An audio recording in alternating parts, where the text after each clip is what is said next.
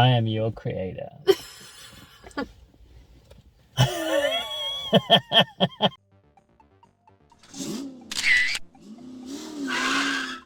Good evening, it's Adam here and Thalia, and we're doing a quick instant movie review for you. Tonight we saw the new film from director Gareth Edwards, and this film is called The Creator.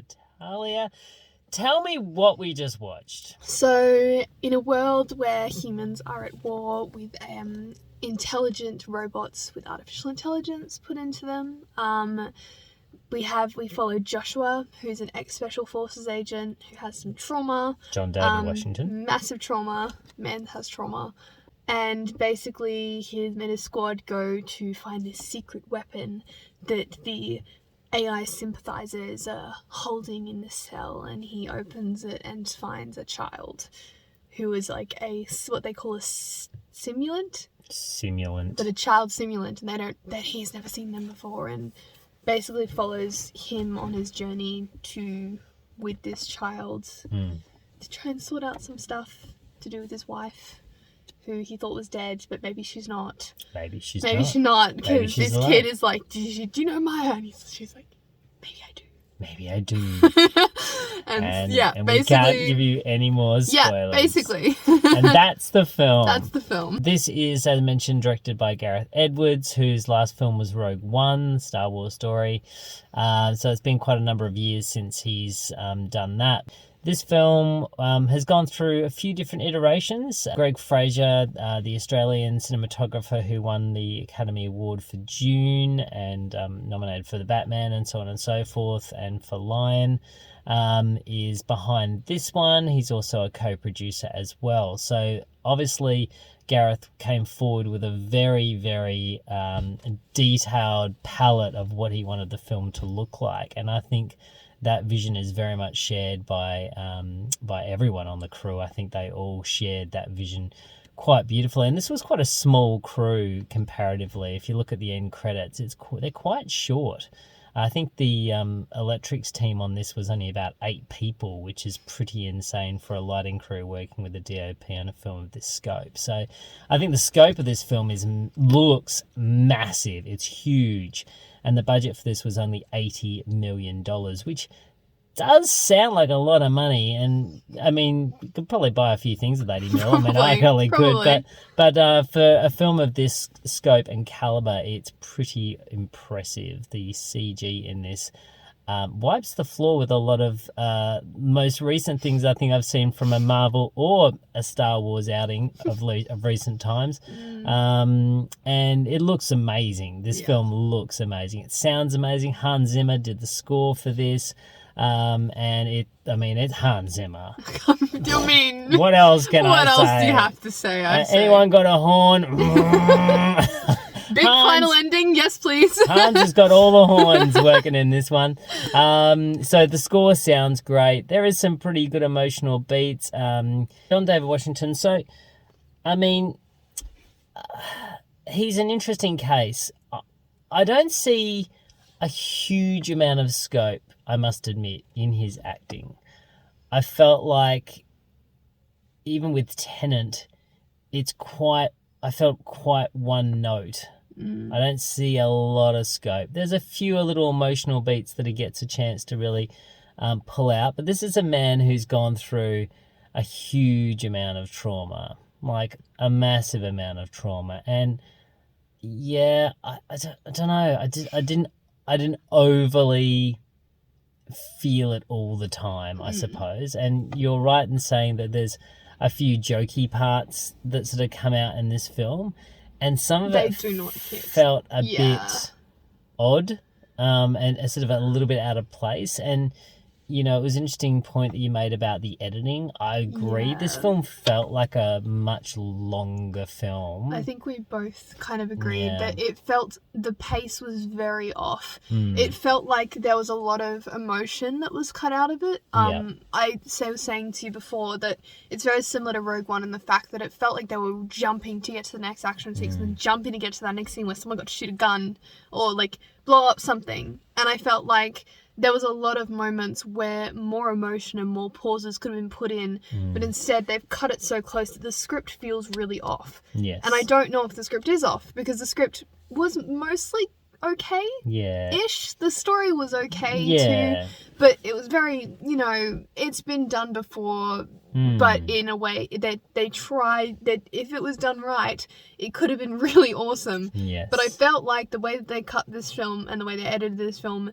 made it feel really jumpy and really, really one note in terms of emotion. So I don't actually know if it was the fault of the actor or the fault of the script and the editing that made it feel like that. Because I felt like a lot of the time, a lot of the lines that were said that should have had more weight, they quickly moved on to the next one. And you're sitting here like, whoa, didn't get time to process that. Yeah. Sorry. Yeah, we didn't get a lot. And I think that's the thing, is a lot of the films that have been cited in this film, there's a lot of films that have been cited from an inspiration point of view. Apocalypse Now, you've got a lot of Vietnam, tips of the hat to that. Obviously Blade Runner has got a really big presence in here as well. We were talking about Avatar even having quite a big, I feel like having quite a big presence in this definitely. film, Yeah. Well, it's the kind of storyline. It's the like American savior complex thing they seem to love to do in films like this, where it's big bad American soldier becomes soft for certain someone of a different race or a different, ethnicity and whatever, and then they're like, I'm gonna save this other people because I think that this person's really great. Yes. Like, it's a trope that a lot of sci-fi films of this genre seem to fall into a lot of the time, which I'm not faulting them for it. It's most just, of the time. It's just what it is. But it is what it is. Yeah. Yeah. I think this film could have... I feel like there's a lot of passion for this project, and I feel like the visual palette is beautiful. Visually, it's beautiful. Yeah, the shot, the DOP, incredible job. Like, Greg Fraser's just done an amazing incredible. job. Like, it's beautifully shot. Yeah, and I think him being a co-producer obviously means a lot on this as well. I'd love to just put all the stills for this up in my house because they're so very beautiful. So it looks great. I agree. I think the story could have used a couple of passes. And the script and editing were the main problems of this film. Very much so. Yeah. Maybe if the story was a bit more flushed out, because I feel like from the savior point of view, there's things that this particular weapon can do, but it doesn't feel like they're overly flushed out, and I don't feel like they were fully used. No, the character of Althea, it was more of an accessory than lots of party tricks. Yeah, for someone who's supposed to be such a savior, I felt like they were more of an accessory than they were a protagonist. Because in my mind, they should have been. She should have been the protagonist. Bit of a one trick pony, I thought. Yeah, bit of a one trick pony. Bit of a one trick pony. Pull another rabbit out of your hat, why don't you? Exactly. No, I feel like it's a character that could have been really incredible, and I feel like the young actress who played her was really great. Her emotion was really great. Yep. I just feel like the character itself became more of an accessory to Joshua's story than for someone who's supposed to be such a big deal and such a big part of this story. She wasn't really used in a way that was ever really helpful to anyone but the main character. True. I don't know if you feel the same way, but I felt entirely like that.